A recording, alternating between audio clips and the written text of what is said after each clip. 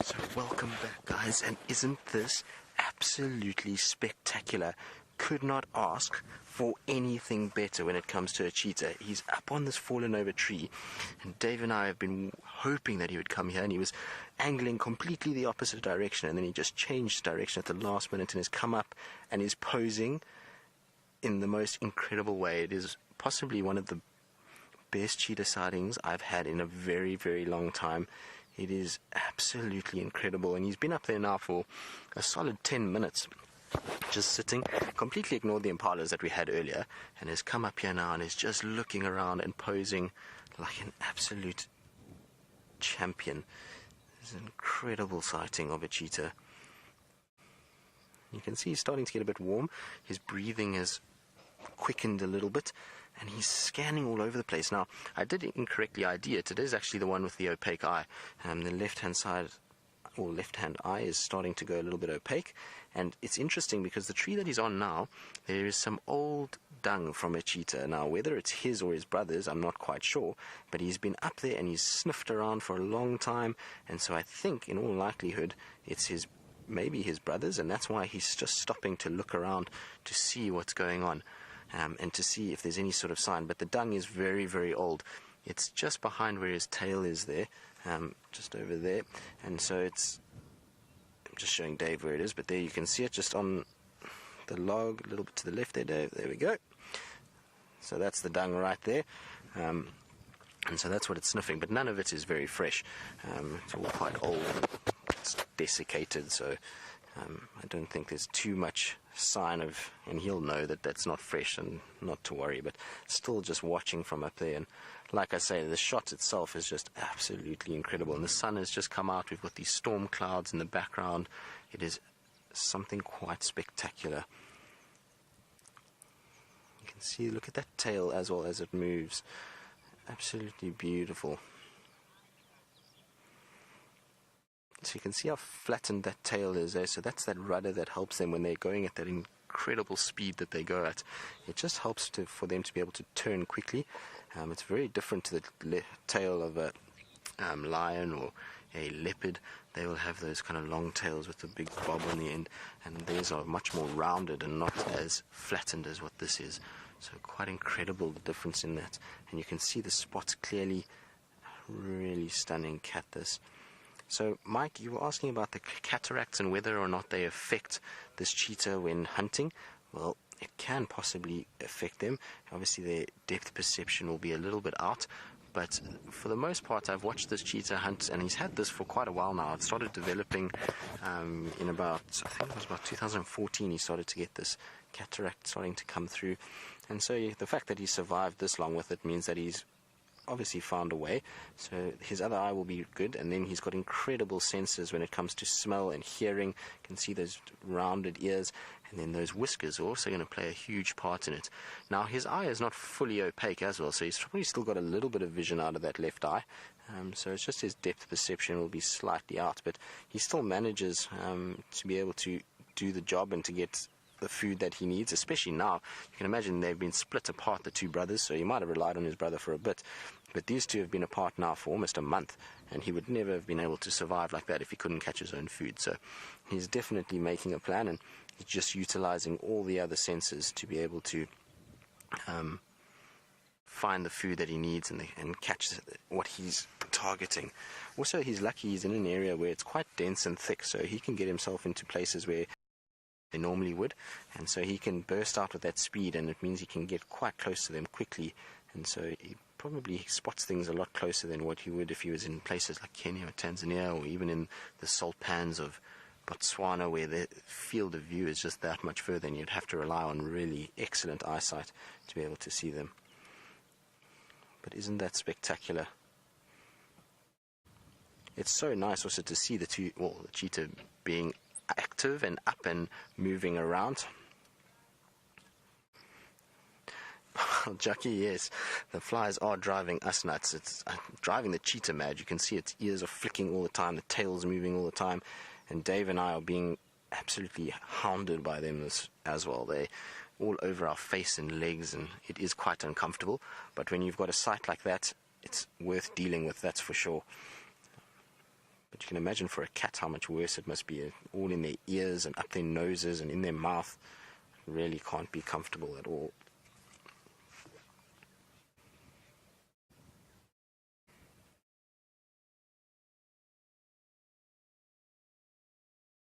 So you can see there on the feet, if you have a look, you will see that the claws are actually exposed. So on lion and leopard, you would have found that the claws would have been sheathed. You wouldn't see those claws.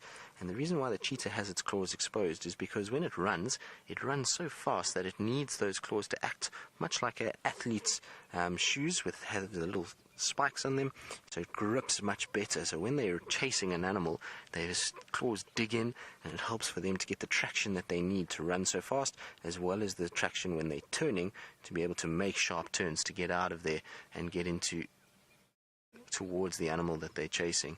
So very, very much needed. And you'll see that their claws are far more blunt than the lion and leopards, and that's because of being out. It's much like a dog. They wear down on everything, so as this cheetah is walking, it's wearing those claws all the time, so they're not nearly as sharp. But what they do have is slightly higher up, it's difficult to see from this angle, is they've got what's called a dew claw, which sits a little bit higher than the paw, and that claw is still very sharp. So when they're trying to catch prey items, they'll use that dew claw just to trip up that animal, and it basically hooks in and allows them some sort of grip to knock that animal down, and then they grab it from there. Now, I did hear the oxpeckers from those impalas just now, so I wonder if the impalas are not too far, and this cheetah's just watching them and seeing where they're going to go. I can't actually see the impalas myself, but they weren't too far from where we are now earlier, so I'm hoping that maybe they're coming down this slope, and this cheetah then is going to maybe potentially hunt. But he's being so obliging sitting up there. It's amazing. It doesn't even look like the Sabi Sands. It looks like something out of East Africa. Nature is beautiful, I agree, definitely worth the wait. It's been a bit of a frustrating morning with the signal, and it's been difficult to go up and down, but waiting for this and to see this going up into the tree is just absolutely incredible.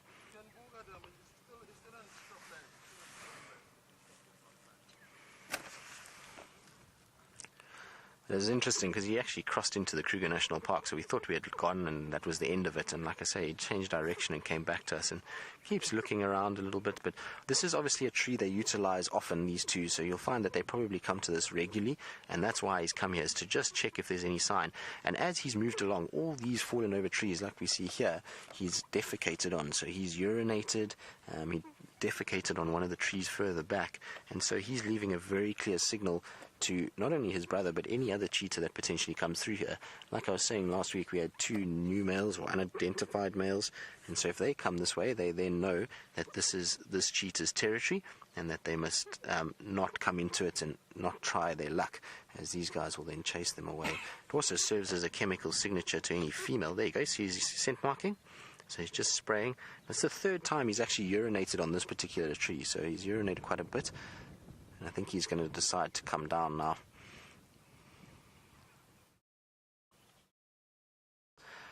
So Carol, yes, they actually do mark our territory. They are very territorial, particularly the males.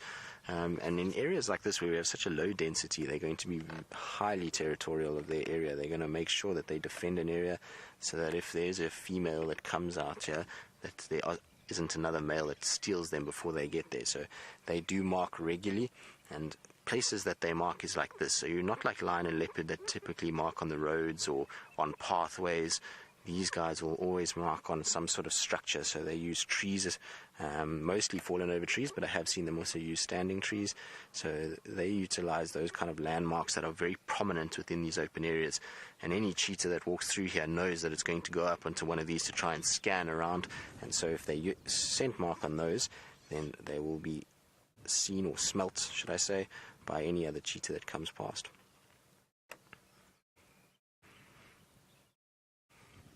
So I thought he was going to come down, but he's still looking around, and you can see how flexible that spine is. Look at how it's turned its head pretty much 180 degrees backwards.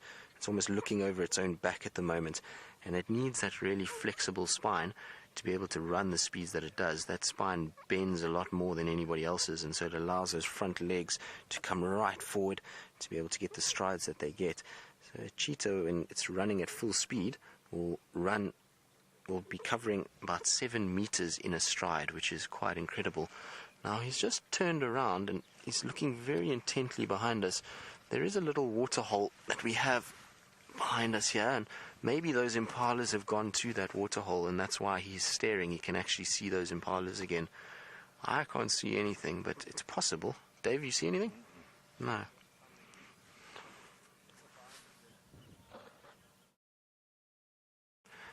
The gnome, you would like to know how far we are from the cheetah, so I'm going to ask Dave to come back so that he can show you that we are not very far at all. You can see the cheetah is just here to my left hand side, so we're probably, in terms of meters, I would say we're about 15 meters from this cheetah, which is really not far at all.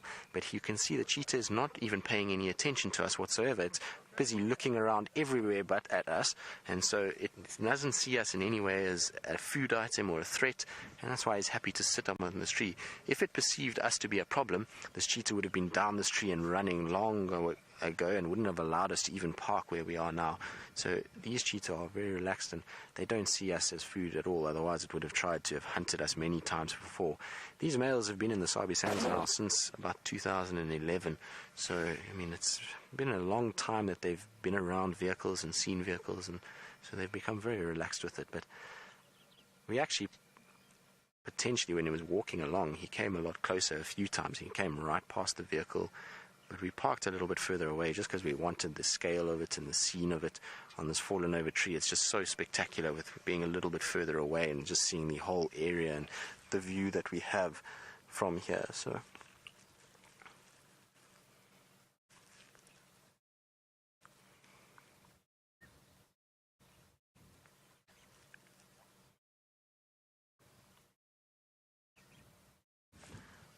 I'm just trying to see what he's seeing, but I don't see anything in the distance. There is a little bit of a bush line where there's a whole bunch of trees, and it's blocking our view slightly. And these guys have far better eyesight and hearing than what we do, and so it's very possible that this animal can see something that we can't, and can see those impalas maybe moving around in those bushes, and from here we just don't see it. But we'll soon enough know. If it is something that it wants to hunt, you'll find this cheetah will go down and start doing it. I think he's just seen some sort of movement, and so he's just looking around just to determine what it is. Earlier when we went past the cheetah, he stopped and looked at them, and then he just walked on. He wasn't really too interested in it. And even though he could do with a meal, you can see he's quite skinny there, and his stomach is sucked in. But like I said, it's not too bad for a cheetah. I've seen them worse than that. Even though he's like that, I think he's more concerned about trying to find the other male than it is about food.